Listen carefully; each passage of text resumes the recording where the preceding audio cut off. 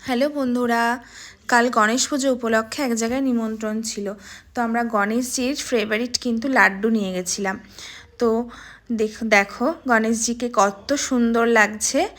মহারাষ্ট্রিয়ান কালচারে কিন্তু গণেশ পুজো 10 দিন ধরে হয় রায়পুরে এখানে। তো খুব সুন্দর লাগছে, গণেশজিকে ভোগ চড়িয়েছে গণেশজির। তো দেখো দুপুরে ছিল সত্যনারায়ণের পুজো। তো সত্যনারায়ণের পুজো করে ভাবি কিন্তু গণেশজিকে ভোগ লাগাচ্ছিল। আর রাতে ছিল খাবার দাবারের আয়োজন। তো খাবারের মধ্যে দেখো আছে পাঁপড় ভাজা, স্যালাড আছে, পেঁয়াজ শসা, আর দেখো রুটি আছে, আছে ভেজ পোলাও, আছে মিক্সড সবজি আর বাটার পানির। আরও ছিল এখানে ছিল বুন্দি রায়তা, আর ছিল আলু বন্ডা। আলু বন্ডা বা অনেকে আলুর চপ, আমাদের বাঙালি কথায় আলুর চপ, আর মিষ্টি ছিল। তো ভিডিওটা ভালো লাগলে লাইক কমেন্ট শেয়ার করো। Bye bye.